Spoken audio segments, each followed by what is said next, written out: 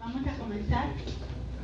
Estamos tratando de ser más o menos puntuales en estas sesiones porque sabemos que todos tienen trabajo. Entonces, primero quiero agradecerles la venida aquí al colegio. A los que nos han estado visitando, muchas gracias. A los que no, les damos la bienvenida por estar con nosotros. Les doy la bienvenida a este que hemos titulado Seminario de Estudios Tamaulipecos. Lo empezamos a partir de este año. Entonces, una idea que tuvimos de reunirnos cada 2 meses, distintos temas sobre la realidad tamaulipeca. Ya tuvimos uno que fue sobre comercio transfronterizo, lo coordinó el doctor Oscar Misael Hernández, que es un profesor investigador de aquí. Esta mañana le voy a dar la palabra ahorita a esta segunda sesión del Seminario de Estudios Tamaulipecos, que lleva como título, que lo presenta el doctor Héctor Manuel Capelo García, que nos va a hablar un poquito de una ponencia que se llama Aspectos regionales de la identidad nacional y carácter cívico-político en Tamaulipas. 20 años de investigación. La coordinadora va a ser la doctora Artemisa López. Ella les va a explicar la dinámica de la reunión. Y bueno, muchísimas gracias, sean ustedes bienvenidos.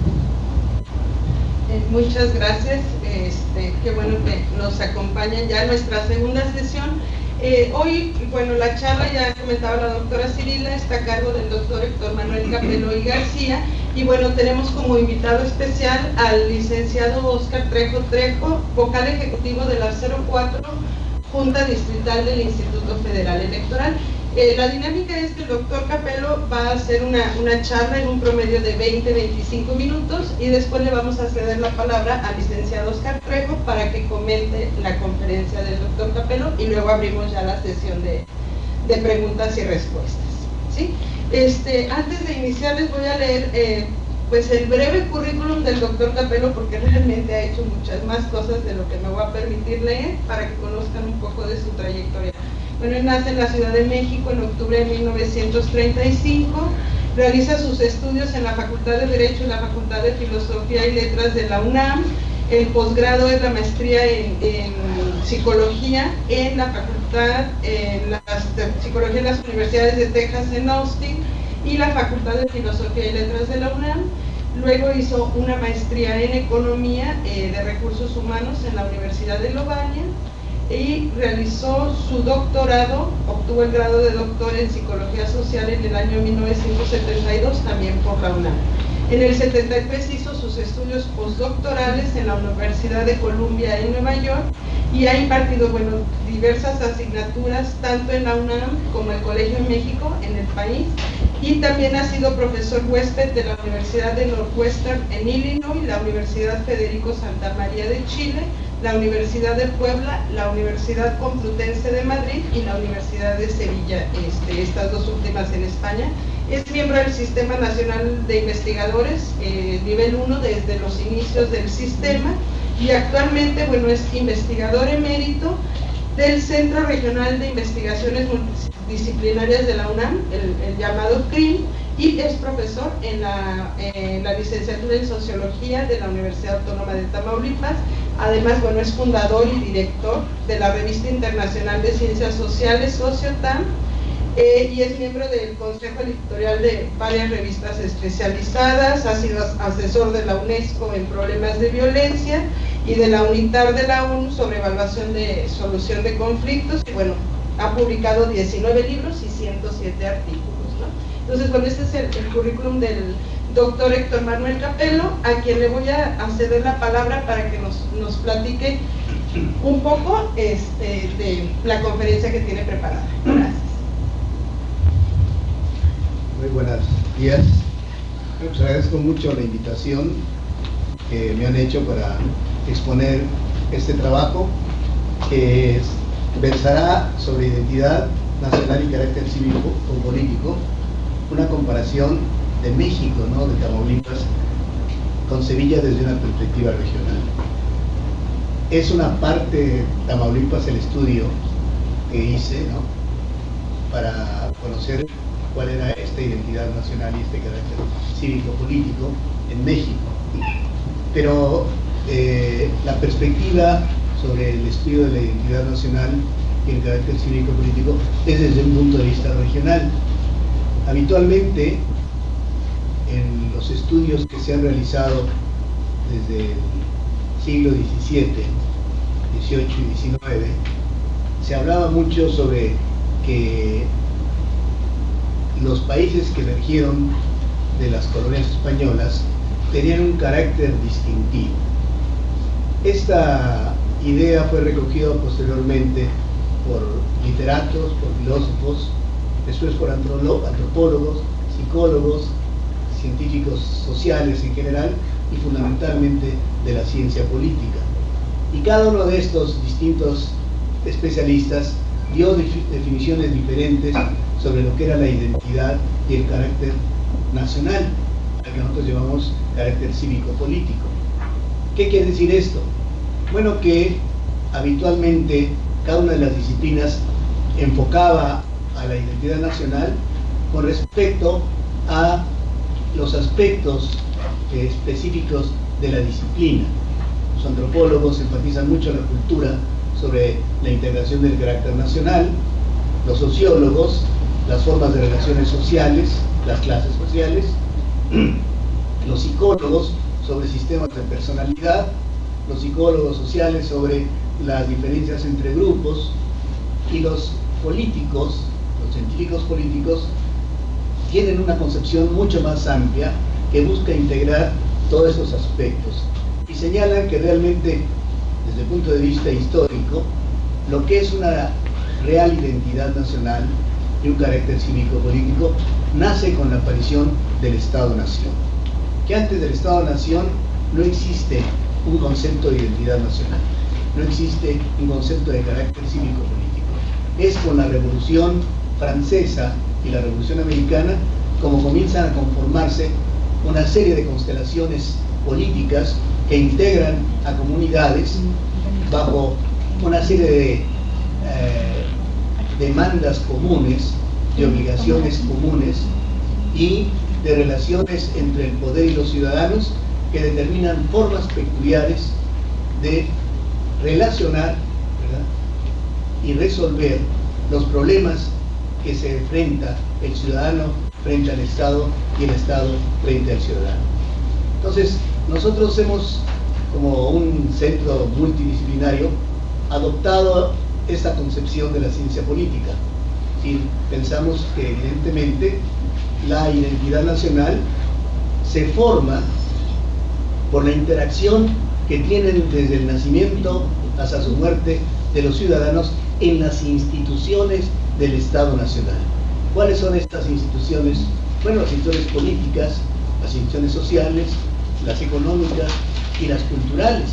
Es decir, esta concepción abarca todos estos distintos aspectos y por eso es una concepción totalista de lo que es la identidad nacional y el carácter cívico-político de la misma. Pero, ¿qué significa realmente una identidad nacional? Es decir, pues significa la manera como los ciudadanos adquieren ciertas formas, ¿verdad?, de sentimiento de pertenencia, ¿verdad?, al Estado o país, nación o Estado-nación en que viven. Y segundo, a ciertas formas de actuar de manera conspicua frente a las instituciones del Estado-nación. Esto es, entonces, que esta constelación de instituciones sociales, políticas, económicas y culturales conforman esta identidad y este carácter a través de la especialización a que sujetan a los ciudadanos en su interacción con ellos. Y es tan importante esto que el ciudadano aprende a relacionarse de una manera muy especializada con cada una de estas instituciones.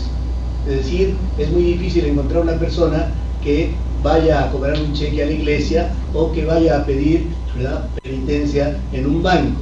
Es decir, el ciudadano aprende a través de un proceso que los sociólogos llaman de socialización a especificar qué tipo de conducta va a asumir frente a cada una de las instituciones con las que interactúa. Esto nos obliga a pensar entonces que la identidad nacional de los ciudadanos, su carácter cívico-político, depende de la existencia del Estado-Nación. ¿Por qué? Porque va a sufrir todas las vicisitudes que sufre el propio Estado-Nación en su decurso histórico. Esto quiere decir que la identidad nacional y el carácter cívico-político de una ciudadanía no es para siempre, sino que es un proceso de constante cambio. Seguramente antes del porfiriato, la identidad y el carácter cívico-político de los mexicanos era muy distinto al que actualmente tenemos. Es decir, el Estado-Nación sufre contingencias en distintos periodos históricos y esto modela, a la par que sus instituciones, a la identidad y al carácter cívico-político de los ciudadanos. Ahora bien, ¿cómo podemos definir entonces a la identidad nacional? Nosotros pensamos que por esta interacción con las instituciones del Estado-Nación definimos a la identidad como el sentido de pertenencia a las instituciones nacionales. Es decir, es muy difícil en un país, en una nación determinada, no encontrar a alguien que no tenga un cierto sentido de pertenencia, ¿verdad?, a las instituciones del país, que se parece al sentido de pertenencia con distintos grados, ¿verdad?, a los demás ciudadanos. Y esto es lo que conforma realmente lo que es la identidad nacional. Pero no solamente eso, también define su carácter cívico-político, entendido como el sentido de participación ante las instituciones nacionales. Podemos encontrar algunos problemas de interacción entre lo que es el sentido de pertenencia, entre comillas, identidad nacional, y el sentido de participación, entre comillas, participación de carácter cívico-político, con respecto a lo siguiente. ¿Qué implicaciones tiene la relación entre estos dos aspectos, la identidad y el carácter cívico-político? Nosotros pensamos es como las caras de una moneda. Entre las dos se integran un conjunto de relaciones que conforman lo que llamamos nosotros la conciencia nacional. Entonces hay una parte que llamamos conciencia nacional que depende del desarrollo de la identidad nacional y del carácter cívico-político específico de los ciudadanos. Sin la existencia de estos aspectos no hay conciencia nacional, no hay sentido, ¿verdad?, de nacionalidad. Ahora bien, por otra parte, debemos reconocer que dado que la identidad nacional depende de la aparición del Estado-Nación,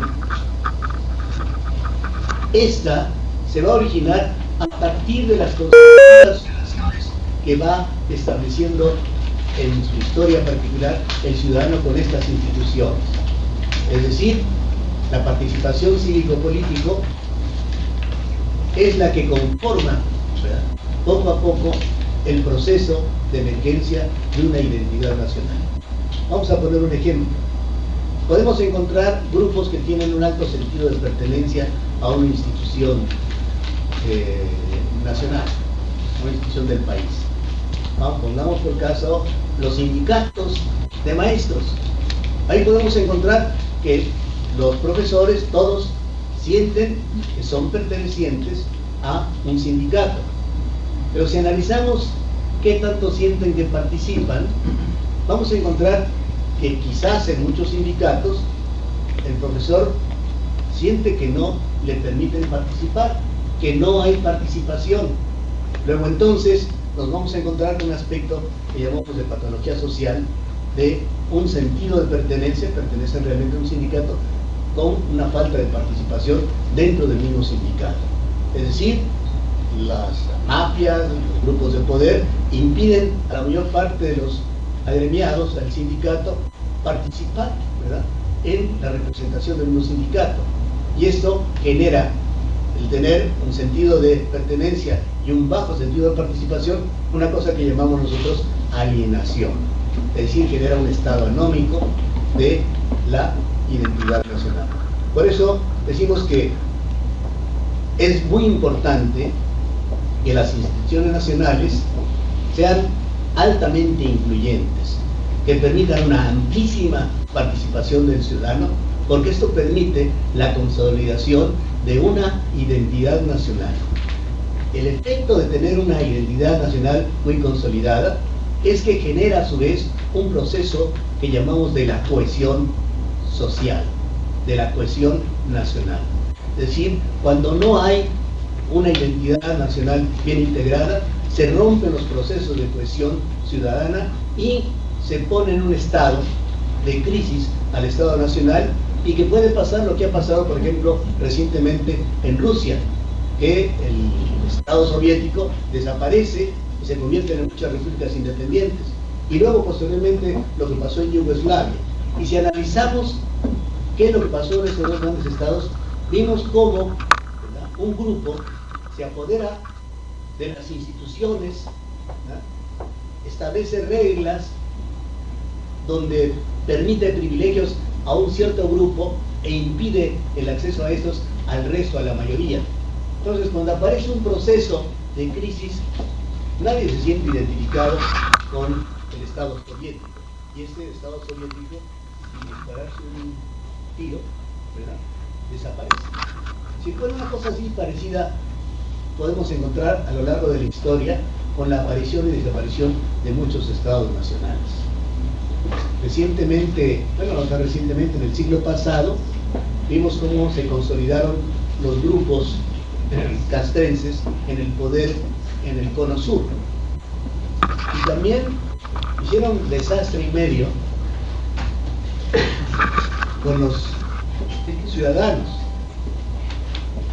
Y si analizamos cómo desaparecen estos grupos, estas tiranías, estas dictaduras, se ve que también fueron sin un tiro, y se desplomaron. Hay un proceso de desplome. ¿Por qué? Porque se rompió la cohesión social. Cuando enfrentó una crisis, nadie que se sintiera identificado en la solución de esa crisis, y desaparece ese tipo de Estado y emerge uno nuevo. Entonces, la historia nos demuestra que los estados nacionales tienen un origen y pueden tener también un final, no son para siempre.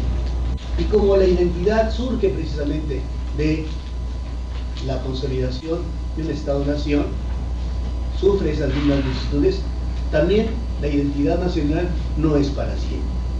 Es decir, no es algo abstracto, etéreo, sino que está fundamentado en relaciones que se establecen diarias, cotidianas, entre el ciudadano con el Estado-nación.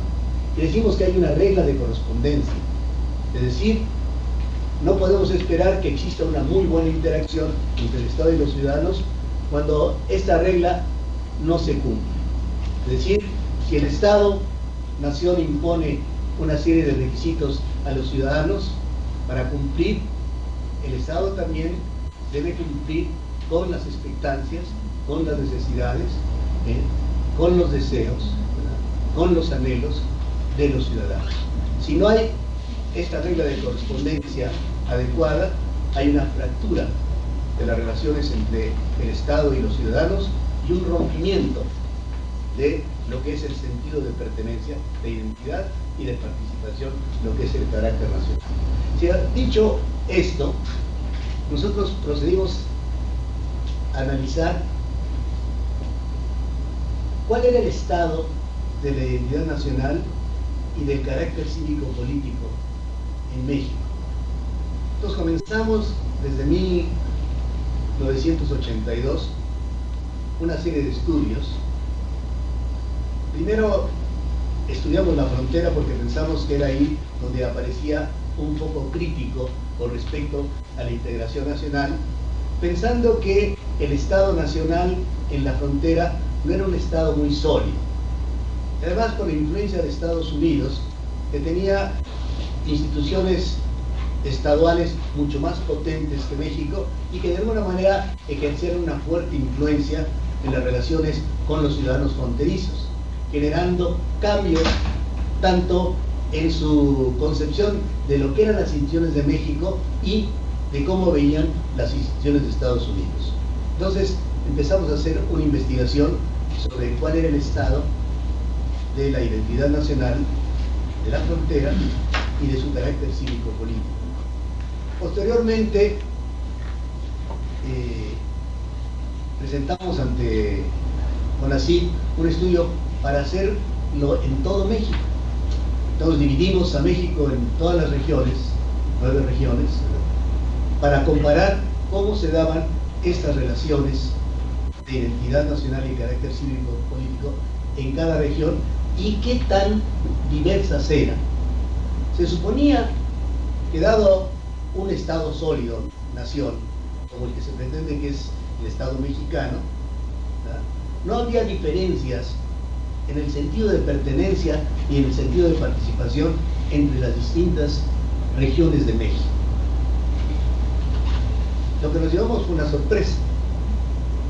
Es decir, desde 1982, pues 1990, luego el año 2003 y los datos que tengo aquí del 2007, ¿verdad?, nos encontramos como la identidad y el sentido de pertenencia y el sentido de participación iban decayendo de lapso histórico a lapso histórico, como si se estuviera, ¿verdad?, desmoronando la identidad nacional, como si los mexicanos comenzaran a sentir que realmente lo que estaban viviendo no era como muy bueno para estarlo viviendo. Es decir, como que había emergido una sensación de frustración y de que el Estado Nacional no estaba cumpliendo con esa regla de correspondencia en las relaciones sociales, políticas y económicas entre el ciudadano y el Estado. Bueno, con esta idea, ¿verdad?, hicimos la investigación y les voy a presentar a ustedes los datos. Primero, comparamos con respecto a las distintas regiones y comparándolos también con una región española que se llama Sevilla para tener una percepción ajena a México comparativa de esta identidad. Lo aplicamos a las regiones de la frontera norte, corresponde a todas las ciudades de la frontera más importantes, a el norte, que implicaba fundamentalmente las ciudades centrales de cada estado del norte, fundamentalmente las capitales, la del Pacífico, las principales ciudades de toda la costa del Pacífico, desde California hasta Chiapas. Al centro sur, que implicaba la Ciudad de México con todas las ciudades satélites correspondientes, como Puebla, Cuernavaca, Pachuca, Toluca, etc. El Golfo, con ciudades muy importantes. Aquí han encontrado muchas ciudades muy importantes, pero sí estaban, en el caso de Tamaulipas, pues Tampico, ¿no?, y donde está el nuevo puerto industrial de Altamira, Veracruz, Coatzacoalcos, Poza Rica, y eso fue lo que englobaba la parte más populosa de toda la parte del Golfo. Occidente, con Michoacán y Jalisco, el Bajío con fundamentalmente Guanajuato, Querétaro, etc. El sur con Guerrero, Oaxaca y Chiapas, el sureste con Campeche, Yucatán, Quintana Roo y Tabasco, y la Huasteca. Eso porque fue lo que nos permitió que nos aceptaran el proyecto de investigación. Tenemos que enfatizar a una región específica, que los de CONACYT pensaban que la identidad nacional, sin estudiar una región de fuerte influencia indígena, será algo que faltaba. Entonces incluimos a la Huasteca. ¿Y cuáles son los datos que encontramos? Bueno, ustedes ven en la gráfica cada una de estas regiones, ¿no? También está Sevilla, con el sentido de pertenencia y el sentido de participación. De pertenencia está con los círculos y el de participación con los cuadrados. Y ustedes ven cómo la frontera norte, el sentido de participación es más bajo que el sentido de pertenencia. Ustedes ven el norte, que también ocurre, aunque con menor distancia, la diferencia entre participación y pertenencia. En el centro norte se ve un poco más distanciada también la participación y la pertenencia, y donde la participación es más baja que la pertenencia.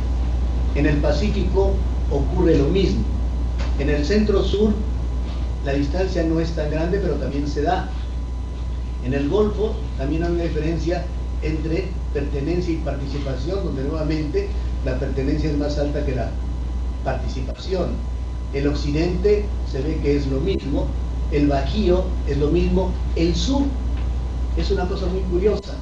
O sea, lo que es Oaxaca, lo que es Guerrero y lo que es Chiapas, no hay casi diferencia entre el sentido de pertenencia y el sentido de participación. Y en el sureste, ¿verdad?, que es toda la parte de Yucatán, Tabasco, etc., vemos que también hay una diferencia entre pertenencia y participación. Y en la Huasteca, que tomamos las principales microciudades indígenas que hay, nos encontramos también que hay una diferencia entre pertenencia y participación. Bueno, una cosa que encontramos general para todo es que el máximo de puntaje que debían de tener en la respuesta al cuestionario inmenso que les aplicamos, que tenía como 160 preguntas, explorando cada una de las instituciones del sentido de pertenencia y participación de los ciudadanos hacia ellas, pues es como 260 puntos. Y ustedes ven, el máximo que se logra es en el Pacífico Sur, con el sentido de pertenencia, que es como de 225 puntos. Es decir, en general, las respuestas todas, en el sentido de pertenencia y el sentido de participación, realmente eran bajas, todas. Entonces aquí no se nota tanto porque estamos comparando entre ellas, pero cuando se pone el techo real de los puntajes que pudieran haber obtenido, pues son muy bajos realmente. Entonces esto nos da una pequeña indicación de que, esto es 2007, algo está pasando en México con respecto a su identidad nacional y a su sentido de participación, o sea, a su carácter cívico-político. Es decir, parece ser cierto lo que dicen los politólogos, que existe un problema, ¿verdad?, de alienación de los ciudadanos, que sienten que pertenecen, pero que no pueden participar en los destinos de su propia nación. Y esto es 2007, o sea, hemos visto que a partir del 2007 ha habido lo que nosotros llamamos un desplome de las instituciones en México. Entonces, seguramente en la próxima investigación que iremos a realizar, vamos a encontrar problemas mucho más graves en estos dos aspectos. O sea, vamos a encontrar cómo se ha ampliado el proceso entre pertenencia y participación, y además el crecimiento, ¿verdad?, de la falta de solidaridad y de cohesión entre los ciudadanos, entre los estados que componen al país, ¿verdad?, y entre el poder político y los ciudadanos. Entonces, esta es una de las cosas que esperamos. Ahora bien, si pasamos a la gráfica número 2, al clasificar la respuesta de los ciudadanos con respecto a su identidad nacional, o sea, su sentido de pertenencia hacia las instituciones sociales, culturales, económicas y políticas, en todas las regiones ustedes ven la línea de abajo, que corresponde a las instituciones políticas, es donde se ve lo más deplorable en cuanto a magnitud con respecto al sentido identitario. Es decir, las instituciones políticas son las que menos despiertan un sentido, ¿verdad?, de pertenencia. Le siguen, si ustedes ven este punteado, que más o menos corresponde a los aspectos económicos, es la segunda institución o tipo de instituciones sobre las cuales no existe un alto sentido de pertenencia. Curiosamente, estas dos instituciones, las políticas y económicas, se supone que son el sustento sobre el cual, ¿no?, se establecen las relaciones de permanencia, de convivencia, ¿no?, de sentido histórico, de continuidad, ¿verdad?, porque son las que representan el aspecto de organización del país fundamental, y siendo muy poco estimulantes de el sentido de pertenencia, podemos observar que estamos entrando, por ejemplo, en 2007, estamos entrando en un problema grave de cohesión social, en un verdadero problema de desplome de las instituciones del país. Y después vemos cómo el aspecto cultural es un poco más alto, no siempre, pero es un poco más alto. La cultura nunca ha sido, a pesar de lo que dicen, como el favorito para invertir por parte del país. Lo vemos con el problema educativo, lo vemos con el desarrollo de las lenguas indígenas, lo vemos con muchas cosas, como la cultura es un discurso demagógico, pero no es una realidad, es decir, hay muy poco apoyo a este problema. Pero es que fundamentalmente lo que sostiene a la cultura son la educación, y la inversión que se hace en la educación no es lo suficiente, ¿verdad?, como para desarrollar nuestra cultura, o cuando menos mantenerla. Entonces aquí nos están diciendo, ¿no?, de que tenemos un problema, ¿verdad?, de ambigüedad sobre el sostenimiento de las instituciones políticas, y por lo tanto en algunas partes realmente baja el sentido de pertenencia, ¿verdad?, con respecto al sentido general de participación. Entonces, este es un tercer nivel. El último son los aspectos sociales. Ustedes ven los aspectos sociales, las instituciones sociales son las que tienen los puntajes más altos en cuanto a sentido de pertenencia. Si los ven, que son las rueditas, ¿verdad?, se ve que son la parte más alta. ¿Cuál es la explicación de por qué las instituciones sociales provocan más alto sentido de pertenencia? Digo, lo fundamental es que a pesar de todas las desgracias que le han pasado a México, del desplome de tantas instituciones políticas y económicas, como dice un amigo, del robo de la nación que han hecho las mafias,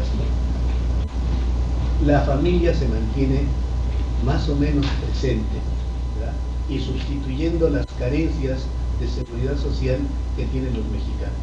Todavía es un reservorio de seguridad social, ¿verdad?, de la que carecen las demás instituciones.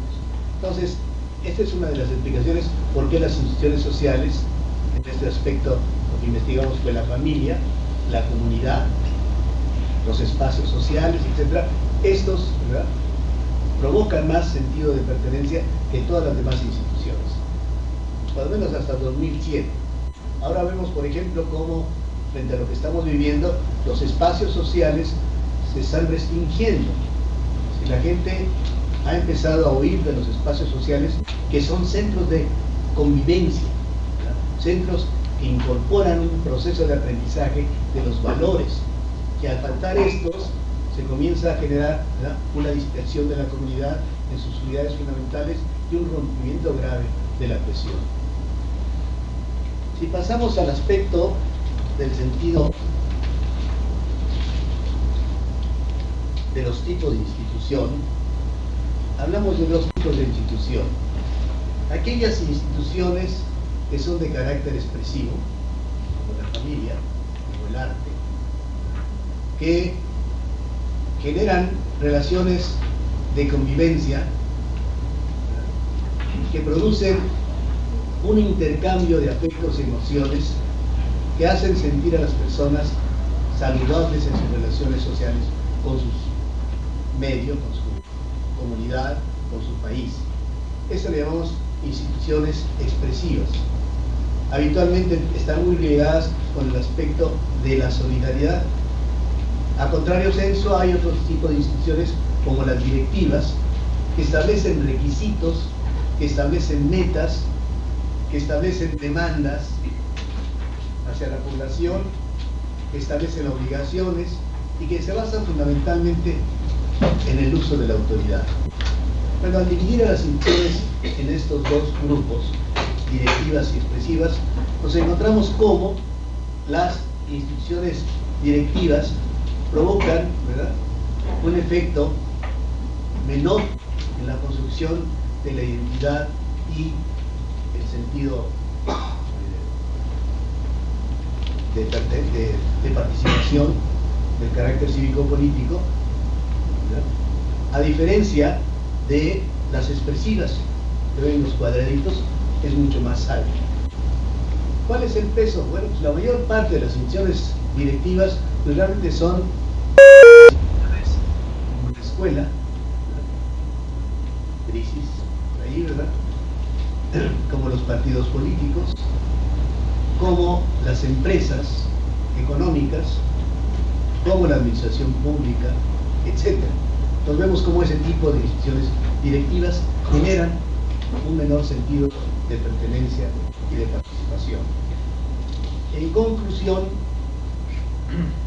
podemos ver los estadísticos descriptivos, ¿verdad? Y vemos cómo las medias con respecto de las distintas instituciones sociales, culturales, económicas y políticas nos dan las diferencias notables. Vemos cómo las variables sociales tienen una media más grande que las demás. Le siguen las culturales, continúan las económicas y después las políticas hacia abajo. Entonces, visto este análisis de todas partes que hicimos, nos encontramos como, ¿verdad?, hay un problema con la identidad nacional y con el carácter cívico-político de los mexicanos. Si comparamos Tamaulipas, y exclusivamente Tamaulipas, por ejemplo, con la región de Sevilla, que son más o menos dos ciudades equivalentes, con la diferencia de que Sevilla, su cultura está hecha más para la vida, ¿verdad?, para el uso del tiempo libre, y la región tamaulipeca está un poco más orientada con distintos apegos hacia el trabajo, ¿no?, hacia la orientación activa, ¿no? Pero salvo estas diferencias, si analizamos cuáles son los niveles de aceptación de las variables sociales, culturales, económicas y políticas en Tamaulipas, vamos a ver cómo en el norte de Tamaulipas, que corresponde a toda la franja fronteriza, ¿verdad?, nuevamente, ¿verdad?, las variables sociales, usted lo tiene la 5, las variables sociales, que son las de color azul índigo, no sé cómo se llama ese color, son las más altas. Enseguida siguen las culturales en verde, luego siguen las económicas en amarillo y por último en morado las variables políticas. Vemos cómo en este microcosmos del Estado de México, o sea, del Estado Nacional, cómo se repite lo que encontramos a nivel de todas las regiones. Pero ojo, si se acuerdan de las anteriores estadísticas que presentamos, vemos que en cada una de las regiones es diferente la magnitud en que se expresan esas variables, lo que nos está diciendo que no hay tal, ¿verdad?, cohesión y unidad y semejanza entre las características cívico-políticas de cada una de las regiones y también de su sentido de pertenencia. Es decir, que la identidad nacional de México es heterogénea, así como son muy heterogéneos sus sentidos de participación. El costo de esa diversidad cultural, que es apenas reconocida, es la creación de un Estado que no se ha permitido, ¿verdad?, descentralizarse. Sigue la mayor parte del país dependiendo de las decisiones del centro, de las ideas de lo que debe ser México del centro, de las formas de desarrollo que se deben originar de acuerdo al centro, sin tomar en cuenta de manera suficiente las expectancias, las necesidades, los anhelos, la búsqueda de satisfacciones propias de cada región en México. Muchas gracias.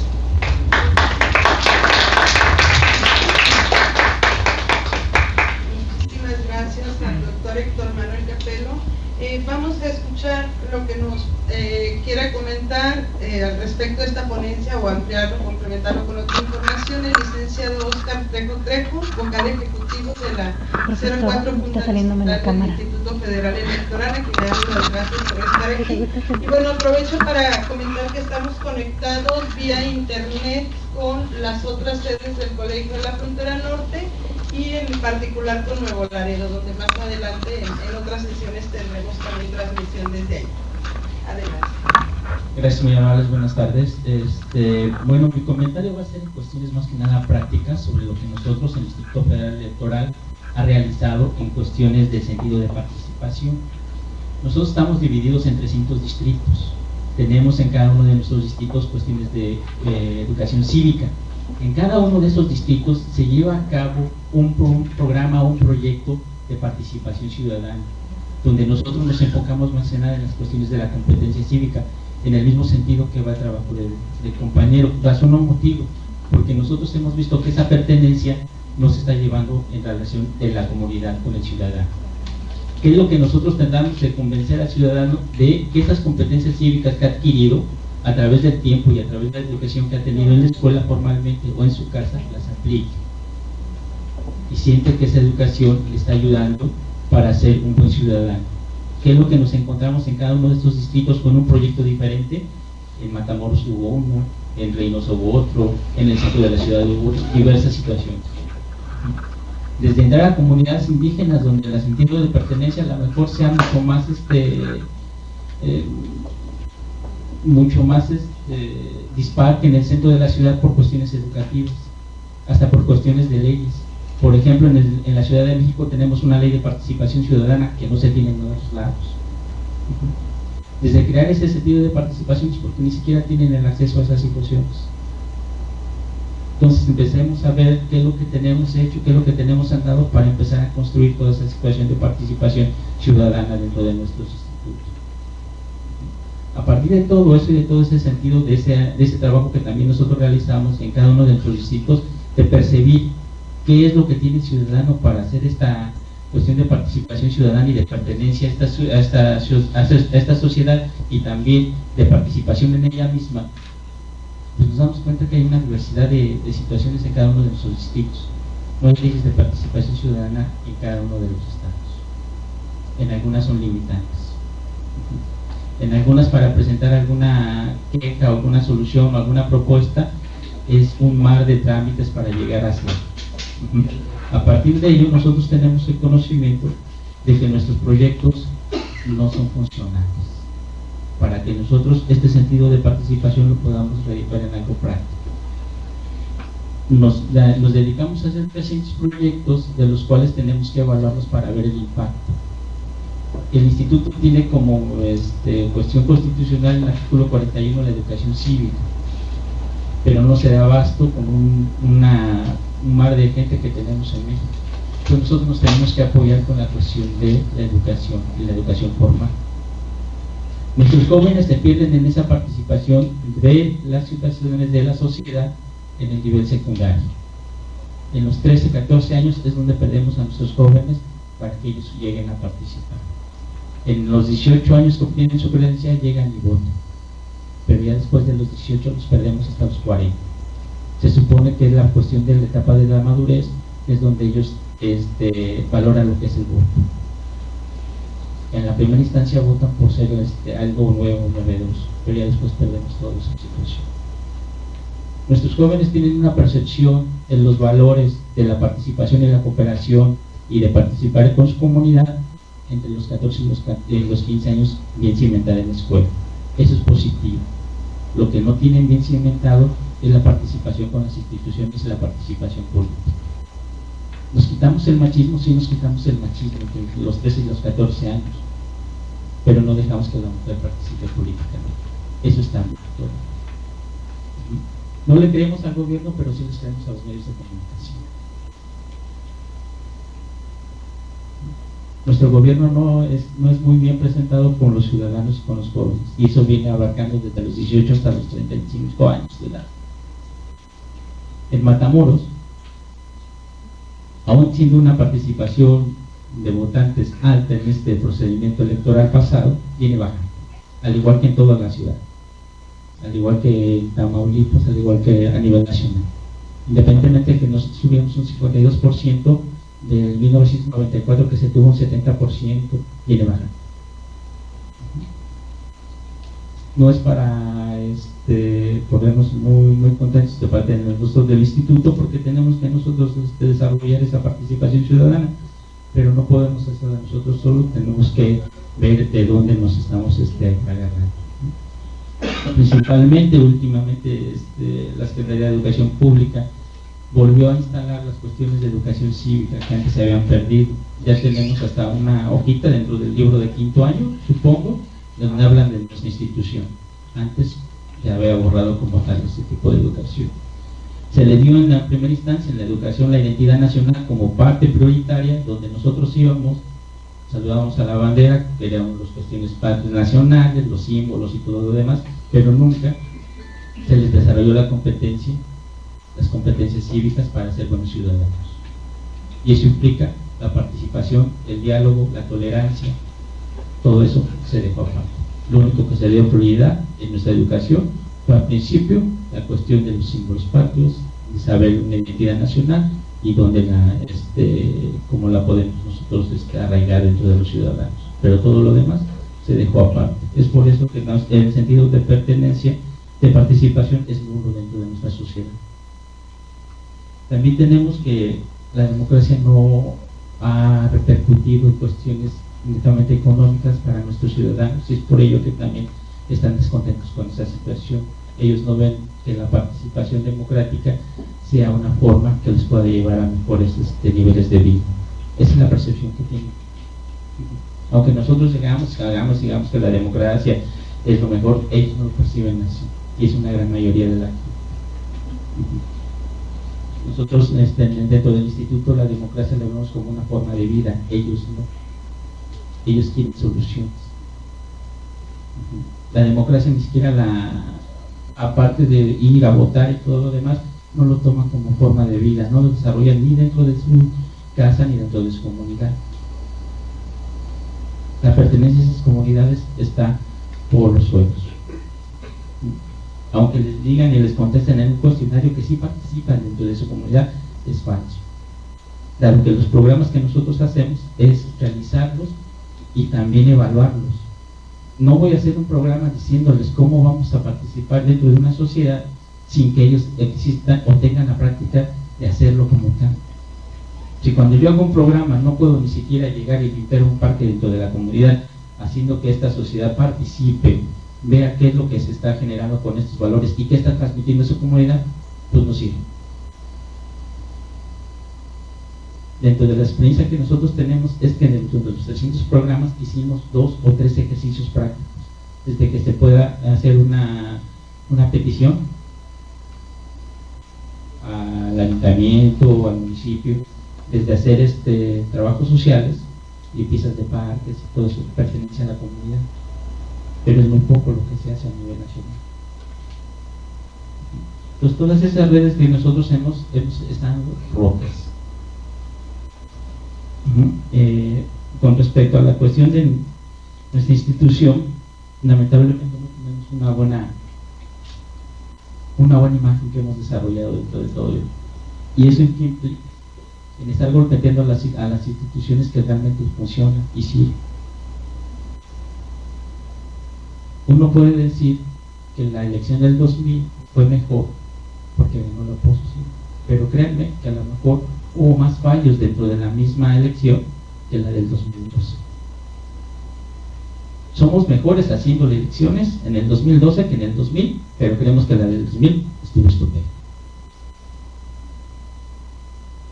Tenemos más candidatos para hacer una mejor elección en el 2012, pero tenemos la percepción de que la institución está fallida.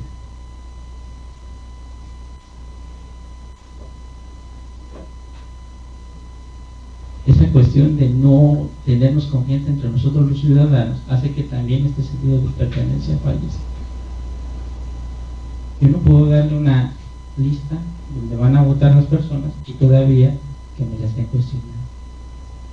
Sabemos que tenemos fallas, no somos perfectos, pero no tenemos confianza entre nosotros mismos. Esas son muchas de las cosas que nos atan para no progresar. Entonces, mis preguntas para el participante es: ¿dónde la identidad nacional fue mayor dentro de nuestra cultura que la participación cívico-política? ¿En qué momento nosotros tuvimos que haber cambiado esta situación? Si la cuestión cultural en cada una de nuestras regiones es el nivel educativo es índice de participación o no dentro de la ciudadanía. Si las condiciones de pobreza, de marginalidad y de violencia son factores que impiden que esta situación de participación se dé y esta cuestión de conciencia nacional sea mayor.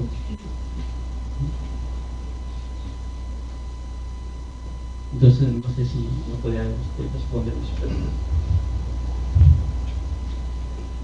Bueno, yo pienso que este es un problema que hay que ver como totalidad, o sea, no como aspectos fragmentados de esta misma.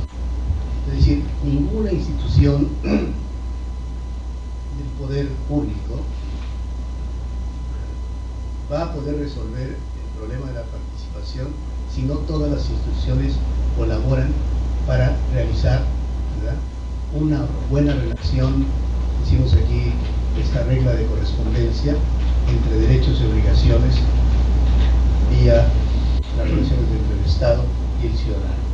Si no se acepta esta regla de correspondencia, de reciprocidad entre deberes y derechos por parte del Estado y el ciudadano, es difícil que una sola institución que tiene una misión específica, que es hacer participar, generar democracia en las relaciones ciudadanas, pueda lograrlo.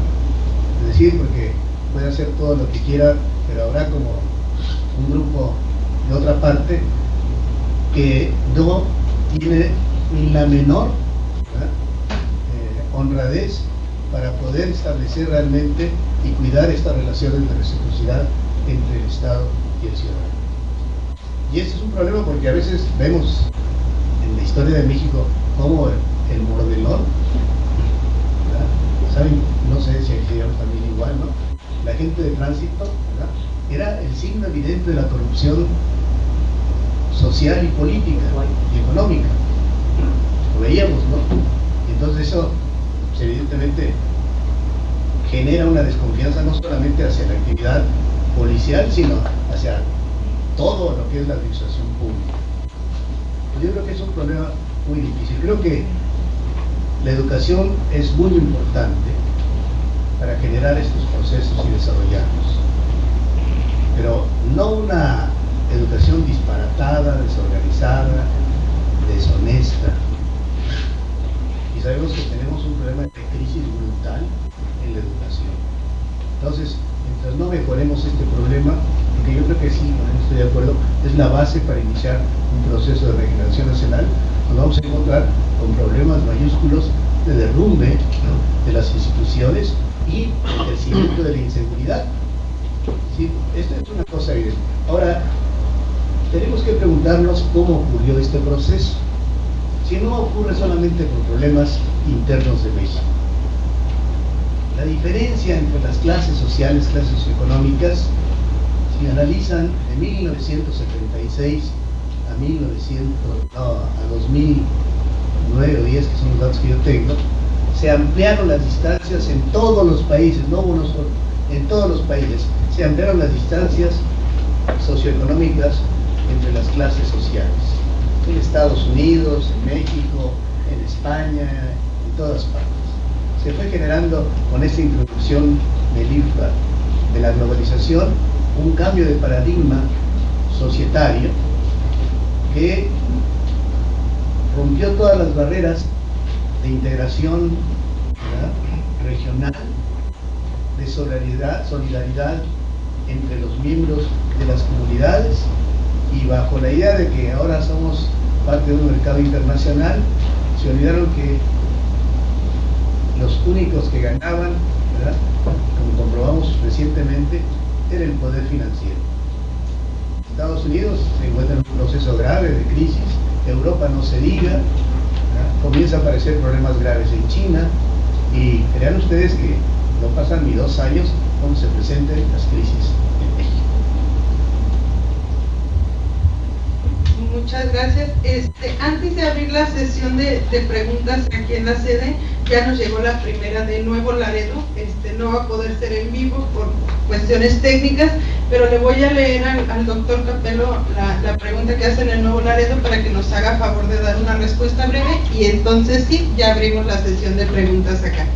La pregunta es, ¿cómo afecta al sentido de participación ciudadana y al carácter cívico-político de la población la falta de confianza, certeza y transparencia de la autoridad y las instituciones en nuestras comunidades?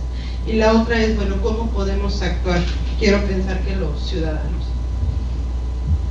Bueno, pues durante toda la conferencia planteé de confianza, la falta de participación, el sentido de participación afecta a todas las relaciones ciudadanas, si destruye el tejido social.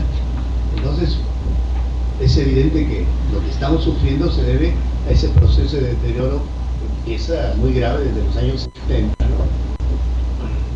Yo creo que el punto de inicio es 1968 y de ahí en adelante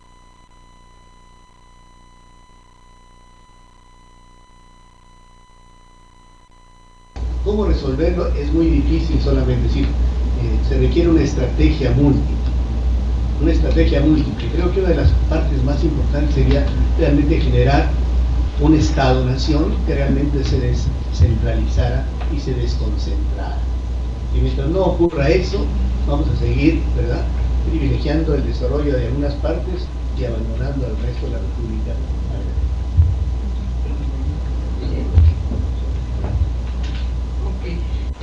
Si gustan, hacemos una primera ronda de unas 3, 4 preguntas, contesta el doctor y después hacemos otra ronda si hay más preguntas. Doctor Arturo, allá a los lados, y después Tere, Cirila, y cerramos esta ronda. ¿Les paso el micrófono o...? Yo no sé si hable fuerte. Sí. Para reflexiones. Creo que hay un supuesto en la presentación de su trabajo y es asociar la participación política a la fortaleza de la identidad en la nación y la participación política.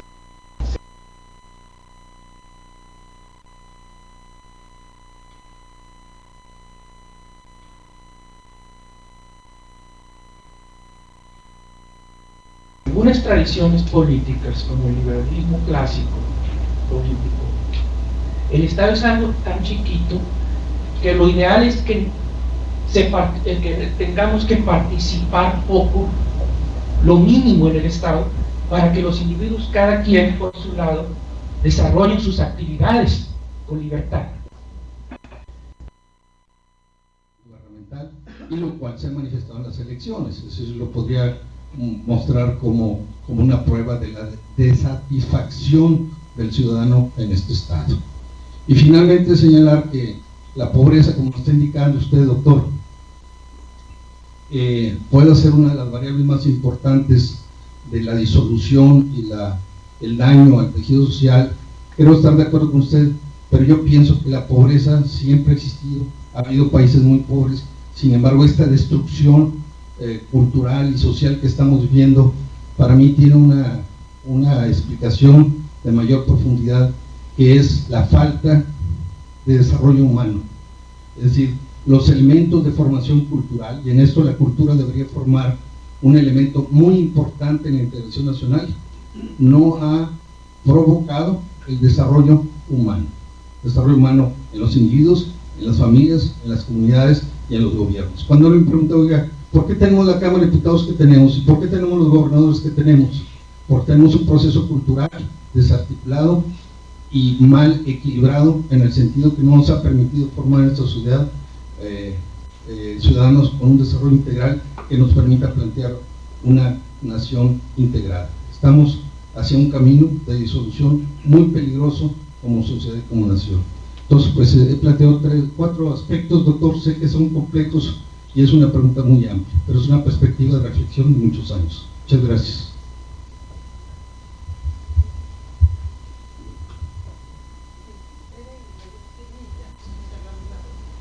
Hola, soy Teresa Escobar, de aquí del Colegio de la Frontera Norte. Muchas gracias, doctor Capello, por venir a compartirnos su trabajo, muy interesante. Yo tengo varias inquietudes. Una es cómo relacionar la cuestión de la dimensión de las dinámicas familiares con estos conceptos de identidad nacional y carácter cívico-político. Yo como que ahorita no alcanzo a visualizar cuáles fueron los indicadores que ustedes trabajaron para establecer esta relación, sobre todo cuando pienso en familias mexicanas que ahora muchas de ellas son transnacionales y que parte de su funcionamiento tiene que ver con las remesas que reciben, o sea, todas estas cuestiones que hacen que no sean familias tan como las pensamos, establecidas y pertenecientes a una sola nación. La otra cuestión que le quiero plantear es solicitarle su análisis para interpretar el movimiento actual que existe en el país a raíz de, en este tiempo postelectoral, y cómo interpretar este tipo de movilizaciones y de participación cívica, política, que está fuera de las instituciones de alguna manera, aunque, bueno, igual son expresiones públicas que se dirigen a instituciones específicas también. Y la tercera inquietud que tengo es preguntarle si tuvieron algún tipo de problema metodológico al levantar su muestra. Esto me lo trajo a la mente la participación del licenciado Oscar Trejo cuando hablaba de las diferentes posiciones que existen en la participación por sexo, por grupos de edad, y se me ocurrió por tiempo de residencia en el lugar donde se levanta la encuesta. Esto me surgió porque me pareció ver en la gráfica, aunque pude haberme equivocado en la interpretación, que en los puntos fronterizos, no solamente en el norte sino en la frontera sur también, los niveles estaban más bajos que en otras partes donde se tomaron las muestras. Y entonces la referencia que usted había hecho respecto a que la hipótesis inicial de que en la frontera norte quizás haya menor identidad nacional por la convivencia con instituciones estadounidenses fuertes, pero entonces cómo explicar si este mismo hecho sucede en la frontera sur de México. Eso se me hace muy interesante compararlo. Gracias. Bueno, ya me voy a abonar más al doctor porque tendría que hacer como una conferencia de 3 horas. Nada más quiero saber cuáles fueron sus indicadores de lo que considera participación política. Porque no creo que sea nada más ir a votar o participar en un partido político, no, yo creo que tiene algo más riqueza, porque eso hablaría lo del Arturo. Yo creo que la participación política que tiene a un ámbito muy amplio. La otra punto sería si en esta nación en donde se empieza a fragmentar esa identidad, esa cohesión, también hay un favorecimiento, yo pienso que sí, a lo mejor, a los regionalismos, el resurgimiento de lo regional. Entonces, y finalmente, aún nos presentó los datos agregados del norte, del sur, desde las distintas partes, si habría algo, si de manera desagregada, habría algo que distingue a Tamaulipas del resto de los contingentes. No sé si hizo el análisis más particular. Gracias. Si nos dan chance para que conteste, y ahorita abrimos otra ronda. Gracias.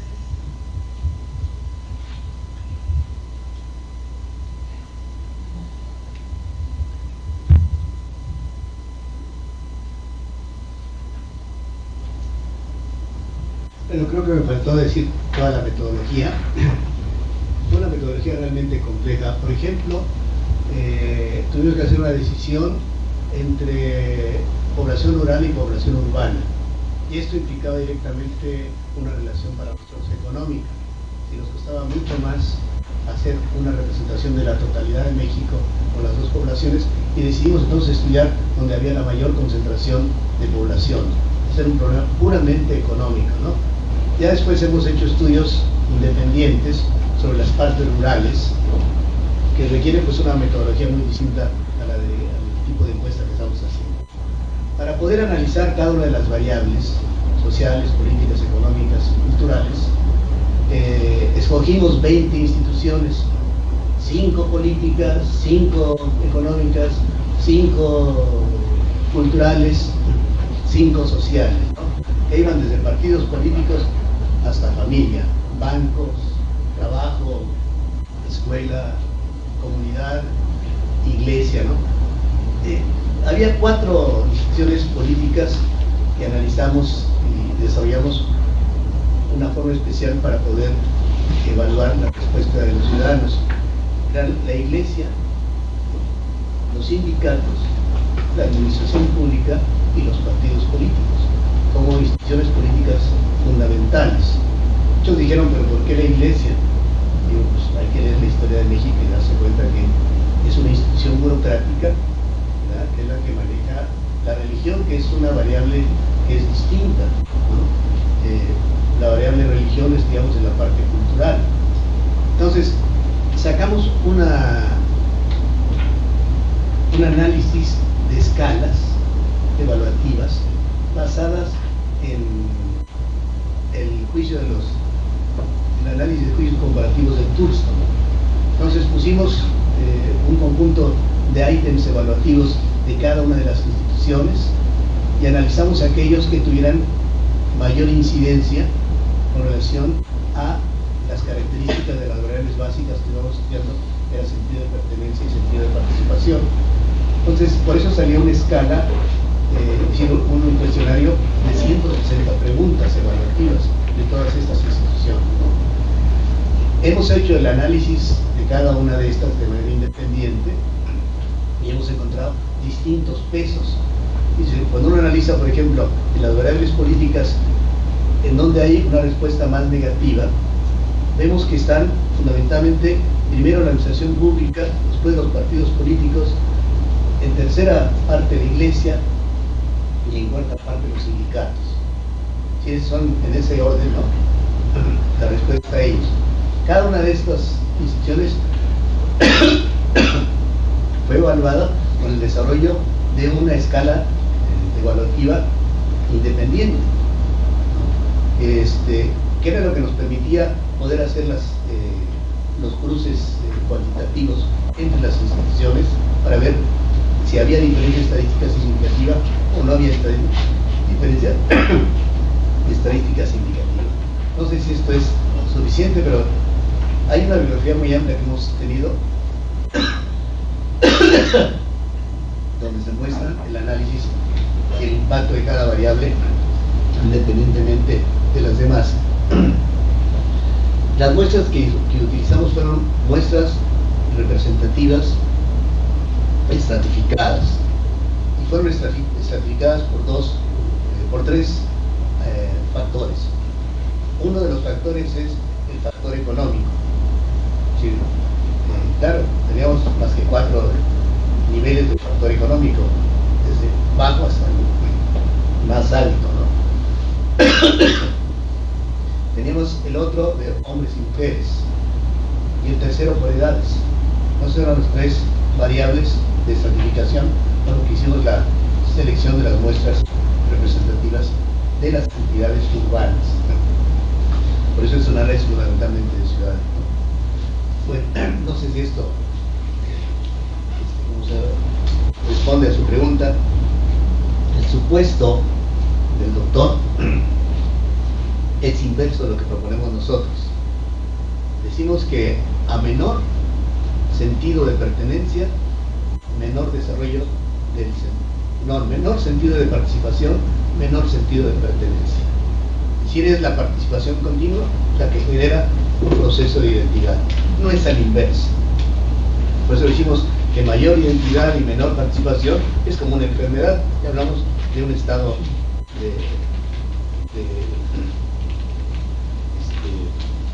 un estado mental anómalo, ¿no? Pero hay gente que dice que es al revés, no es que lo diga yo, los liberalismos políticos, por claro. ejemplo, Plaza. El otro aspecto es la geometría de los estados, ¿no?, políticos, que ciencia política ha establecido como parámetros comparativos.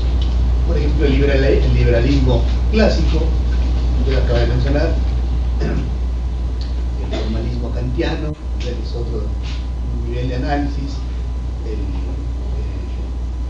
el análisis que hace Marx con respecto a las formaciones políticas, el neoliberalismo, que plantea la extrema individuación, ¿no?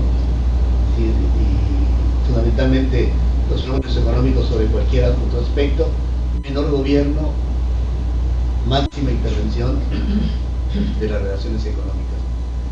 Es muy difícil plantearnos que en el desarrollo de una sociedad aparezcan de manera muy clara estas características, pero si analizamos, por ejemplo, la Constitución de México y sus distintas variaciones que ha tenido a lo largo de los 200 años que ha existido México, vamos encontrando cómo estas corrientes han impactado la Constitución y la han cambiado. Pero además, como dicen algunos expertos en la Constitución, nunca se ha buscado compaginar los cambios con la totalidad de la estructura de la Constitución. Se extraña mucho de que en muchas partes la Constitución permanece siempre la misma y son las leyes sustantivas, ¿no? Las que están cambiando constantemente, reglamentos, leyes especiales, pero la Constitución como conjunto de principios permanece inmutable, casi nunca se cambia. El caso de Estados Unidos es particularmente alexandrador, como la de Francia también. Entonces, yo siento que en México la ignorancia también no es solamente problema de los que no van a la escuela, sino que muchos de nuestros líderes también tienen unos agujeros de ignorancia enormes en esos aspectos que deberían tomar en cuenta. Es decir, no conocen a fondo nuestros legisladores todo el problema que representan y el impacto que van a tener realmente, sin tomar en cuenta todas sus repercusiones, los cambios a las constituciones. Entonces, en este aspecto, nadie, por ejemplo, se planteó el impacto que iba a tener la globalización. Realmente la vieron así como una panacea de que por eso México entraba al primer mundo, iba a tener un conjunto de relaciones importantísimas, etcétera. Sí iban a resolver los problemas de la pobreza, el desempleo. Y analizando lo que ha ido pasando a lo largo de los años, encontramos que tenemos problemas muy graves. Uno de ellos, gravísimo, es que dejamos de ser autosuficientes en la producción de alimentos. Gravísimo. Es decir, eso ha dado Pablo a muchas revoluciones en muchas partes del mundo. La segunda, que creció el desempleo y se volvió como una especie constante, ¿no? Tercero, que el empleo se volvió precario, o sea, no suficiente, no garantizado. Cuarto, ¿verdad?, que se diferenciaron enormemente las clases socioeconómicas. Se creó un proceso de concentración como nunca lo habíamos visto del ingreso y una pobreza, ¿verdad? Los cálculos más optimistas están entre el 40 y el 60% de gente pobre en México. Eso me parece pavoroso. Y eso coincido con lo que decía uno de los que planteaban. Ahí hay que ver realmente cómo ha impactado esta pobreza. Que la pobreza no es un estado de gracia con el cual se va a salvar la gente y va a ir al cielo. Es un proceso de destrucción de la sociedad misma. ¿Por qué la comparación de Sevilla con México? Bueno, tenemos datos no solamente de Sevilla, tenemos datos de Madrid, tenemos datos de Francia, tenemos de París, tenemos datos. Hemos aprovechado donde tenemos alumnos para hacer estudios y comparar. Tenemos muchos datos de las poblaciones fronterizas de Estados Unidos y algunas de las poblaciones fronterizas de Estados Unidos con Canadá. Y curiosamente encontramos que, a diferencia de las magnitudes con respecto a las variables, se producen los mismos fenómenos en las poblaciones fronterizas. O sea, las poblaciones fronterizas tienen algo de particular, evidentemente.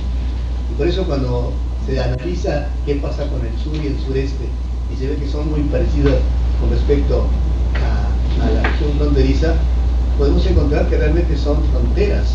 En fin, están, ¿verdad?, en los límites de lo que el proceso de centralización política en México ha definido como puntos extremos el poder en México. Evidentemente lo que vengo yo a exponer aquí no explica la totalidad de los problemas. Para mí es solamente un darme cuenta de que, siendo la identidad nacional y el carácter cívico político lo que fundamenta la cohesión nacional, el rompimiento, la disminución de estos dos aspectos en las relaciones sociopolíticas de México, sí, puede augurar un problema muy grave. No sé por qué pensamos que México pueda ser distinto a otros países y que no va a pasar nada. Es decir, muchos teóricos norteamericanos han estado viendo lo que está pasando en Estados Unidos y en México y auguran al futuro que entre Estados Unidos y México van a aportar 14 nuevas naciones. Entonces, bueno, echémosle un ojo a estas perspectivas y veamos qué podemos hacer cada uno de nosotros frente a esta problemática gravísima. Yo creo que en los últimos 50 años México no ha tenido un problema tan grave como el que actualmente está ocurriendo. Y lo más grave para mí es que ha impactado brutalmente a uno de los procesos que pueden regenerar esta situación política en México, que es el sistema educativo. Gracias. Abrimos la otra ronda. Por acá había una pregunta. ¿O ya se me fue? ¿Alguien más? Ok. Una, acá. Dos, ¿alguien más? Ok, entonces abrimos estas dos, por favor. Buenas tardes. Más que nada, el final de su ponencia, en cuanto a la visión que tenía de la crisis que se avecina para México en los próximos 2 años. No sé si también el final de lo que acaba de mencionar sea el factor, la desintegración nacional, si ese sea el clímax de esa visión que usted tiene, o si sea parte también todos los factores que influyen, como la impunidad, la inseguridad, la globalización económica, o estos movimientos, como mencionaba algunas de las personas que están aquí, esos nuevos movimientos democráticos que surgen y de forma, bueno, hasta cierto punto informal, tal vez dirigida, y que sean capitalizados por gente que quiera precisamente llegar a ese clímax de desintegración nacional. Nada más profundizar en esa visión de crisis que tiene nuestro ponente.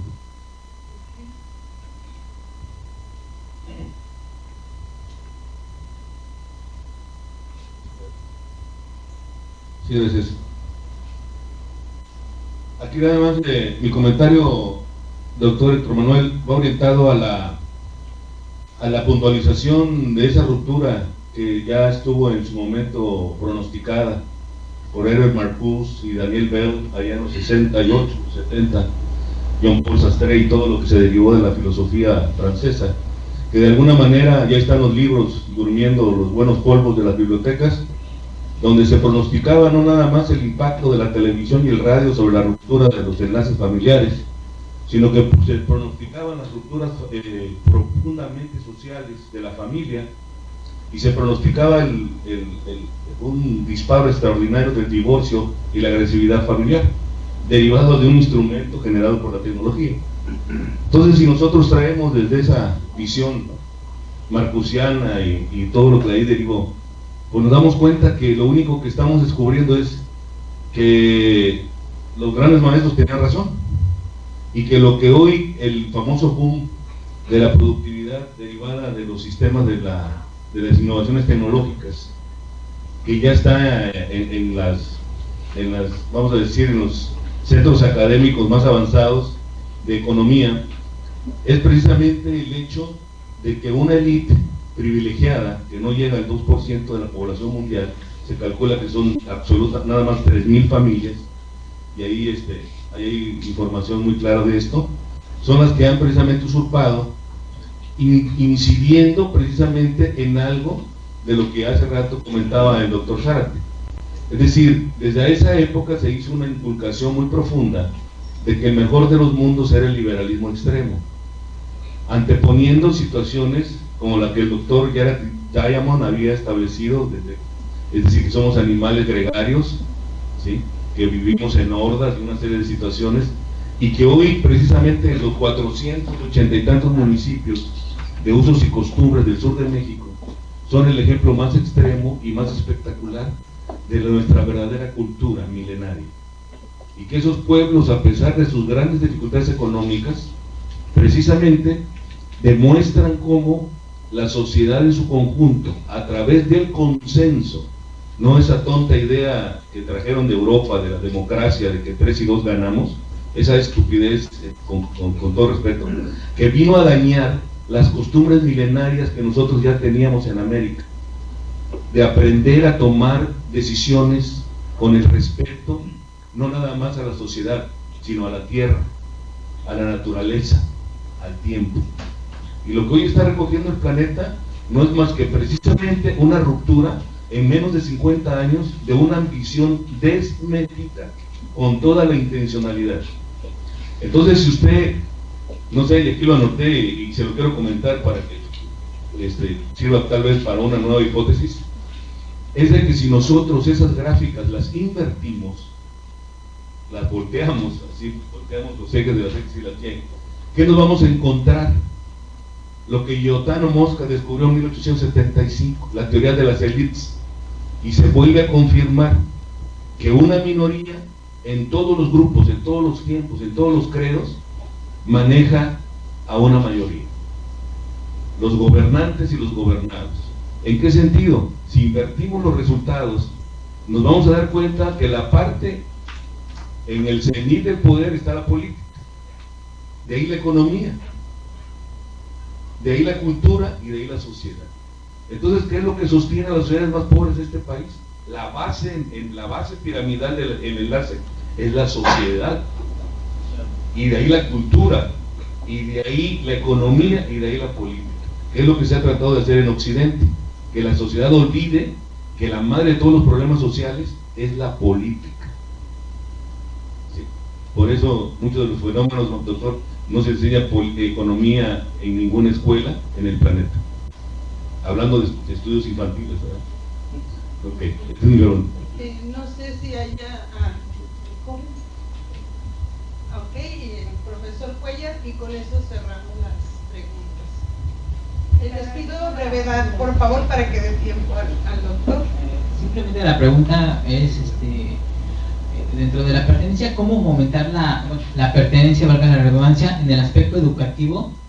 Cuando hay un sistema de educación, particularmente el superior, muy selectivo, que tiene, por ejemplo, muchos rechazados, y eso hace que se sientan a las instituciones de educación superior muy lejanas y fuera del alcance de los jóvenes, que como vemos y como mencionaba, es parte de la solución y para de cierta forma reestructurar el tejido social.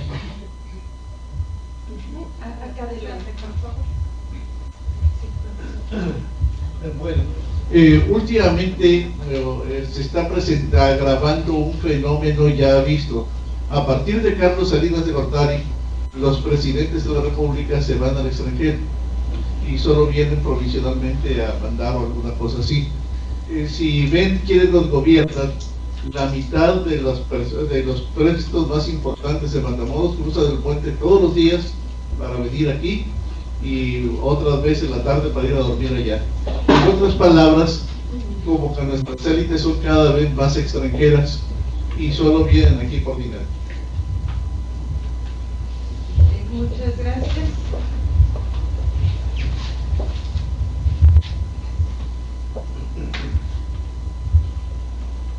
Quisiera responder al revés, o sea, del último. Creo que este proceso de extranjerización de las élites, ¿no?, es un problema que está pasando en México de una manera muy acelerada, pero pues, las élites siempre han sido internacionales, es decir, nunca han tenido un sentido realmente de patria, como dirían los franceses, ¿no? La emergencia del poder financiero como el aspecto más importante de control social, político y económico ha generado ese proceso, es decir, que las élites, ¿verdad?, vayan a los lugares donde sienten que va a haber más protección de sus intereses. Ese es uno de los aspectos, ¿no? Los sienten más seguros. Ahora, dado el caso de México, donde hay un problema gravísimo de inseguridad, es explicable que aquellos que tienen suficiente dinero escapen de México cuando puedan, ¿verdad? Y ver cómo hacen para mantener al mismo tiempo sus intereses, ¿no?, productivos en México. Perdón. Entonces hay este proceso de extranjerización.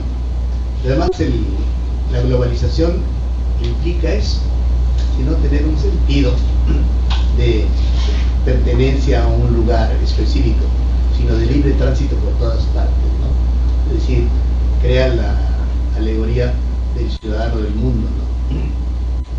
Ese es un aspecto, ¿no?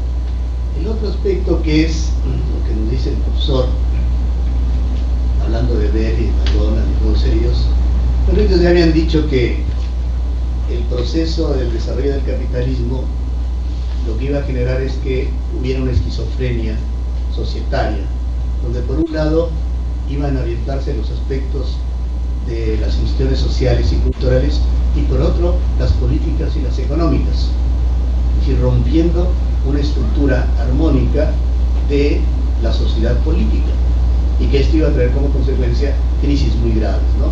Eso lo dijo Bell, ¿no?, y McDonald's, y seguramente eso es lo que ha pasado. Es decir, la aplicación de un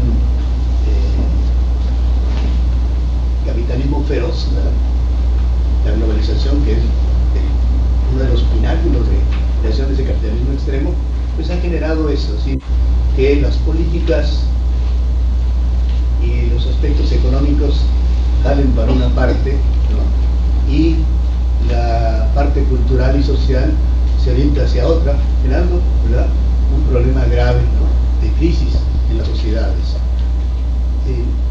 Cuando hablamos sobre los aspectos de identidad, como aspectos que son como algo que genera la cohesión, vemos cómo, curiosamente, por un lado se ve la parte política y económica, con sentidos de pertenencia provocados en los ciudadanos más bajos, ¿verdad?, y participación también, y por otra parte lo social y lo cultural, que obtiene mejores puntajes, ¿no?, como si fuera una especie de refugio, ¿no? El problema grave es que no nos alcanza con este sentido de pertenencia y participación mejor ante las variables sociales y culturales. La parte política y la parte económica es sumamente importante, porque representan, uno, el plano de la organización del Estado, y segundo, el que va a aportar el mantenimiento, ¿verdad?, de todas las instituciones que pueden generar, ¿verdad?, la satisfacción de las aspiraciones de los ideales, las metas de los ciudadanos. Si esto no ocurre así, necesariamente entramos en un proceso de crisis. Ahora, la crisis extrema para la ciencia política sería que México de repente se convirtiera ahora sí en una realidad, el de los muchos Méxicos, pero independientes, ¿no? Ese es uno de los problemas. Ya ha habido en este siglo, ¿verdad?, esta situación, y no sé por qué México pueda ser inmune a esa situación. Si México tiene todas las características para para crear nuevas naciones. Tenemos, es decir, es una entidad, diríamos, de muchas culturas diferentes, de muchos nichos de formas de respuestas a la sociedad diversas. Entonces, esta diversidad cultural, etcétera, digo, en un momento dado en donde se rompan esos diques de cohesión interculturales, intersociales, pues lo más probable es que, si nos va bien, aparezcan muchas nuevas naciones. Si nos va mal, va a ser un problema peor que lo que ocurrió en 1917. Bueno, con esto cerramos las... Bueno, una última cortita, breve, para ya darles las gracias. Y al cabo en el café podemos seguir platicando. Respecto al carácter cívico-político de los ciudadanos, a lo mejor nos dice usted que las instituciones son importantes. ¿Cuántas, no sé si tenga usted el dato de cuántas instituciones se han creado en los últimos 30 años a partir del plan de globalización? Y en los últimos, en el cambio de la alternancia gubernamental del partido en el poder, ¿cuántas instituciones ha creado ese partido o este nuevo gobierno? Esto. Gracias.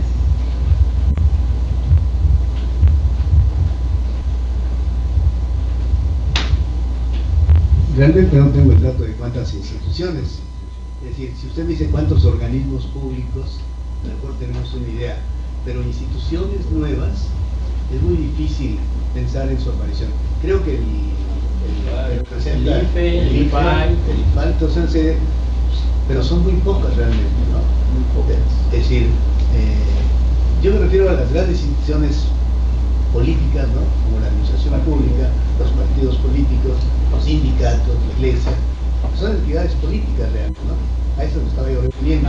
Pero es evidente que hay instituciones derivadas de estas grandes instituciones, pero no tengo realmente la contabilidad de cuántas nuevas instituciones, pero por lo que yo conozco han sido realmente muy pocas, ¿no? Han sido muy pocas. No sé si se contesta su pregunta. Sí, muchas gracias. Pues muchas gracias.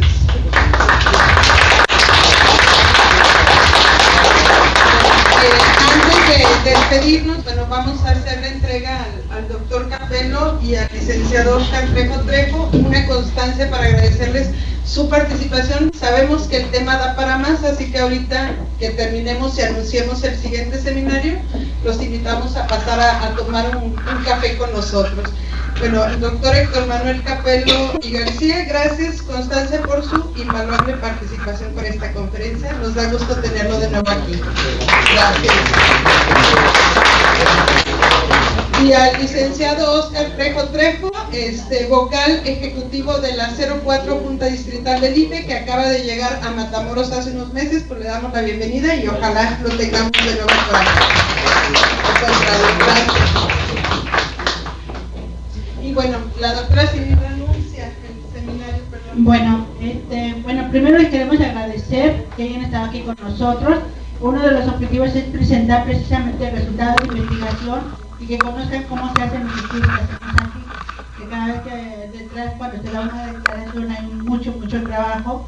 La otra es también reforzar los lazos entre instituciones. Por ejemplo, ahora está la UAT, hace 2 meses tuvo Cietas, y así vamos a invitar a más gente que esté escribiendo sobre Tamaulipas, porque yo creo que Tamaulipas nos hace mucha falta de eso para hacer cierta cuestión acá.